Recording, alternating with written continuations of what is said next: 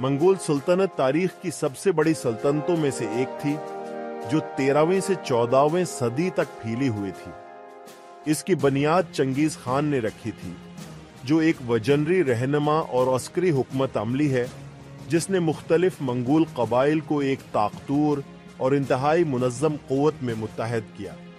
उनकी क़ियादत में मंगोलों ने फ़ौजी मुहिम्मात का एक सिलसिला शुरू किया, एशिया, यूरोप और मशरिक़ वस्ती के वसीआ इलाक़ों को फ़तह किया। यहाँ मंगोल सल्तनत की तारीख़ का खुलासा है। चंगेज़ खान का उरूज 1206 to 1227। चंगेज़ खान, जिसका असल नाम तिमोजन था, ने मंगोल कबाइल को मुत्तहद किया और 1206 में उनका सुप्रीम लीडर बन गया। इसने फौजी इस्लाहात नाफिज की, कवानीन का ज़ाबिता कायम किया और एक नज़म व ज़ब्त और वफादार फौज बनाई। चंगेज़ खान ने पड़ोसी कबाइल के खिलाफ कामयाब मुहिम्मात शुरू की और मंगोल इलाकों को बढ़ाया। शमाली चीन की फतह 1211 to 1234। मंगोलों ने शमाली चीन के जिन खानदान के खिलाफ मुहिम्मात का एक सिलसिला शुरू किया। इब्तिदाई नाकामियों का सामना करने के बावजूद उन्होंने आखिरकार जिन को शिकस्त दी और 1215 में उनकी दाराल हुकूमत बीजंग पर कब्जा कर लिया। मंगोलों ने चंगेज़ खान के पूती कुबलाई खान के तहत चीन में यवान खानदान कायम किया। वस्ती एशिया और मशरिक़ वस्ती पर हमला 1219 to 1223। चंगेज़ खान ने अपनी तवज्जो वस्ती एशिया और मशरिक़ वस्ती की तरफ मबजूल कराई। ख्वारिज़मिया सल्तनत के खिलाफ तबाहकिन मुहिम्मात शुरू की, जो जदीद दौर की ईरान से वस्ती एशिया तक फैली हुई थी। मंगोलों ने तेजी से इस इलाके को फतह कर लिया, बड़े शहरों को बर्खास्त करके कंट्रोल कायम कर लिया। मशरिक़ी यूरोप में तौसिया 1223 to 1241।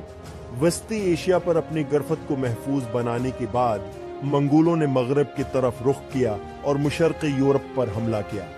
उन्होंने कई रियासतों और सुल्तनतों को शिकस्त दी, जिनमें केवान रूस और सुल्तनत हंगरी शामिल है।